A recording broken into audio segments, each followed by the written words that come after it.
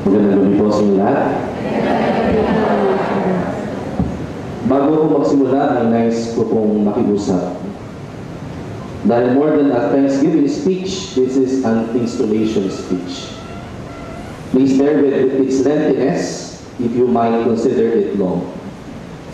Minsan lang naman ako ganito, at kadalasan naman kung wala akong sinasabi, ay konti lang ang sinasabi ko. Kaya pagpasensya nyo na at nais ko na pong simulan ito.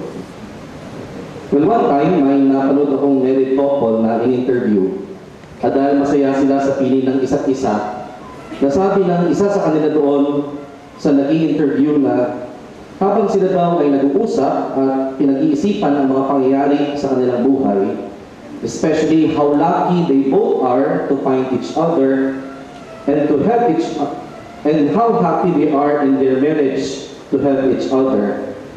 Naisip daw nila na, I guess, we both did something good in our lives to deserve this. At nabanggit ko po ito, not because I am happily married, but because I am happily installed parish priest of this parish.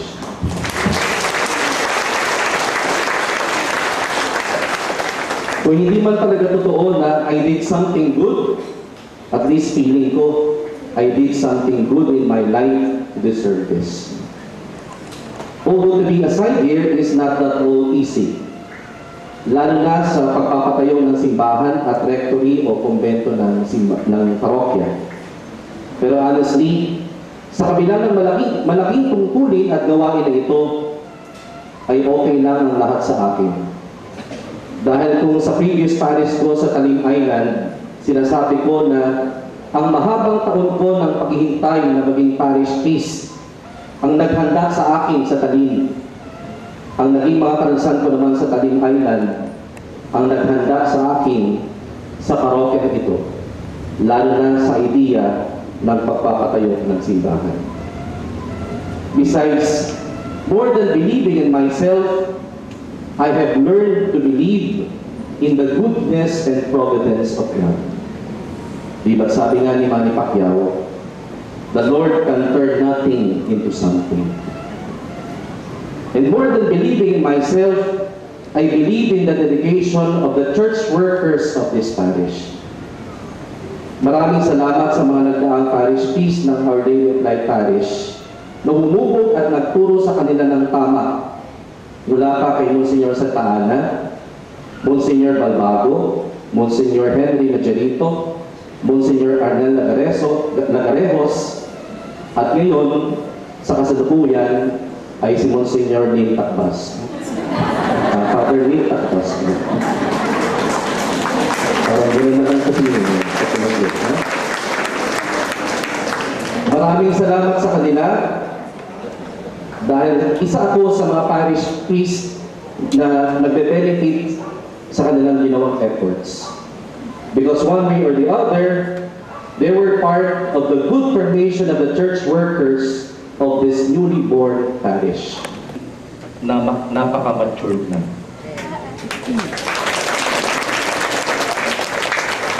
Kaya kahit merong malaki at mabigat na misyon na dapat gawin sa parokyang ito, ano nga ba ang dapat ipangamba? Kumbaga, if you work with such a team, why worry? At isang proof nito ay ang mga nangyaring pagpapaayos sa aming present church at sa aking installation na ito. Bago po ako umalis papuntang Italia para nasa seminar ng exorcism, sinabi ko lang sa kanila na sana'y mapapinturahan man lamang sana ito. Mapaayos ang CR dahil 2 to 3 years pa rin naman ito gagamitin hanggat di pa ayos ang aming itatayong simbahan. At 2 days bago ako dumating, ay natapos na ang pagpapaayos dito. Na-organize na nila ang mga gagawin, especially sa installation kong ito. And so again, if you work with such a team, why worry? Pero pansin nyo ba, ang dalawang parol sa loob ng simbahan ito? Huwag niyo pong sinagsisihin. Utos ko yan. Although 3 to 4 days na ata ako sa parokang ito, nang napansin ko ang mga nakakabit na parol na iyan. Nang mapansin ko ito, ipag-uutos ko na sana kanila Sister Minda, ang aming PPC President, na ipatanggal na ito. Pero nung naisip ko ang mga observations ko sa mga tao sa parokya, yung atmosphere sa parokya, naisip ko na wag nang ipatanggal. At nang pinapinturahan ko yung simbahan, sabi ko, ibalik na rin pagkatapos nila pinturahan. At alam niyo kung bakit? Kasi feeling ko dito until now ay parang araw-araw ay Pasko.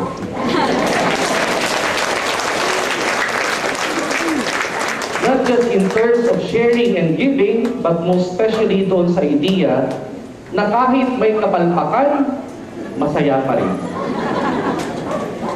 Dahil nag-uunawaan, nagpapasensyahan. Ipagpapaliban ang differences dahil ang mahalaga ay magawa ang trabaho. Hindi ba ganun ang Pasko? Parang lahat okay, kahit hindi. Lahat masaya, kahit hindi. Lahat maayos, kahit hindi. At ganoon ang Pasko, hindi dahil kapag Pasko, mapagbalat kayo at mapagkunwari ang tao. Kundi dahil kapag Pasko, people make the effort to understand, to be patient, or to love. At kaya ko po pinabalik yan, ay dahil sa speech na ito, nais kong sabihin na sana ang mga parol na ito ay magsilbing paalaala lagi sa lahat ng tao sa parokyang ito. To make that constant effort to share, to give, to understand, to be patient, or to love. Dahil kapag ito ay ating nagawa, hindi lang natin siguradong may papatayo ang ating simbahan, kundi laging magiging masaya ang ating parokya. At kapag napatayo na natin ang ating simbahan, hindi na natin kailangan pang dalawang parol na iyan. Dahil mismo ang simbahang iyon ang magpapaalala sa atin to make the constant effort to live the Christmas spirit. Now, speaking of our dream church, ano nga kaya ang magiging simbahan ng parokyan ito? Bongga ba o simple lang? Magandang maganda ba o sakto lang? Dahil ba napunta ako sa Italia at nakita ang maraming magagarang simbahan, ay nagtaas na ang standards ko. Well, ang naisip ko lang habang nasasaksihan ko ang magagarang simbahang iyon sa Italia, ay hindi talaga taliwas ang paggawa at pagtatayo ng magandang simbahan sa pagiging Church of the Poor. Baka nga nagiging excuse na lang ang konsepto ng Church of the Poor para hindi magbahagi. Tandaan natin, si Judas nang hinayang din sa gastos. Because I believe when people will all share, they can surely come up with the best. When people will all share, they can surely make something beautiful. Kaya sa mga parishioners ko, we make our best efforts and we leave everything to God. Because if God wills it and wants it, it will truly happen. Let us all together discern kung ano ang nais ng Diyos na simbahan na nais niyang gawin o ipatayo natin. At madali namang malaman iyon. Let us just do our best and let us work and pray together. Well, sabi ko nga, more than a Thanksgiving speech, it is more of an installation speech. Pero syempre, nais ko rin magpasalamat. Una, sa mga kapatid kong pari na nakiisa sa atin, sa misa, sa ating fiesta, at sa aking installation na ito. Palapakan natin ang bawat isa.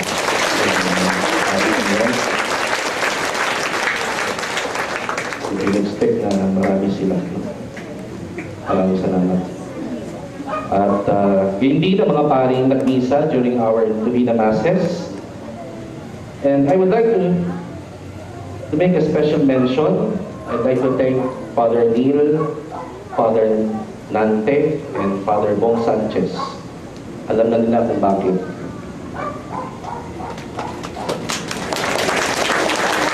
Nais ko rin magpasalamat sa ating napakagandang Vice Mayor, Ian Velasco, kanyang pagdalo. At sa ating Mayor, na napakasimple, Mayor Vic Nieto. Salamat hindi lamang sa inyong pagdalo, kundi sa inyong suportang binigay, ibinibigay, at ibibigay pa. And speaking of support, markahan nyo na po ang inyong kalendaryo sa unang major fundraising namin, at yun ay ang concert sa September 18. Kasama po si Mayor Nieto.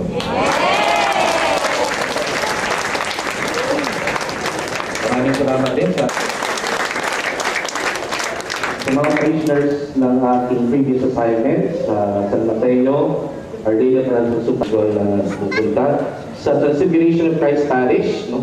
Nandiyan yung mga Transfiguration of Christ Parish, Our Lady of Abundant Parish, lalo sa mga nag-serve na altar servers, maybe sa mga parish priest, Father Joe.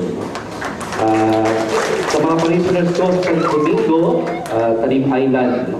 Doon po, magpangkasa yung mga yan para makikita at tumalog sa installation po. At sa aming kapitbahay na parokya, mga parokya, St. Francis of Assisi Parish,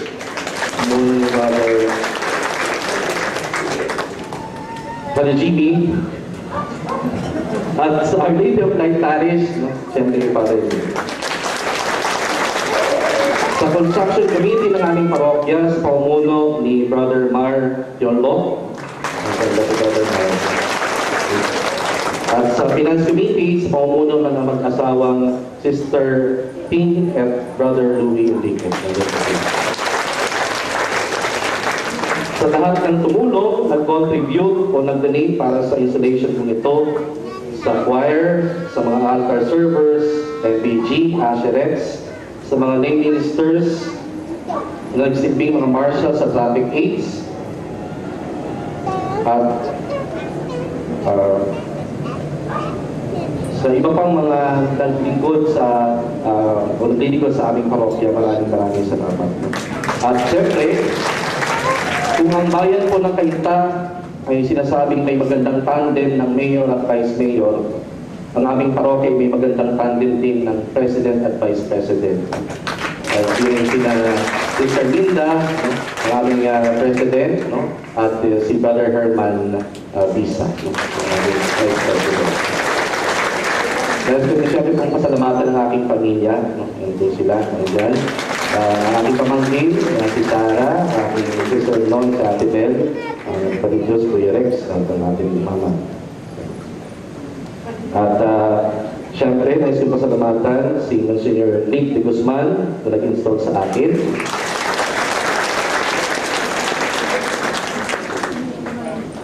At maraming salamat din kay Bishop Gabriel Reyes for entrusting me this parish. And of course, to the Lord, who has blessed me and gifted me with this parish. At muli po sa inyong lahat na narito, maraming salamat.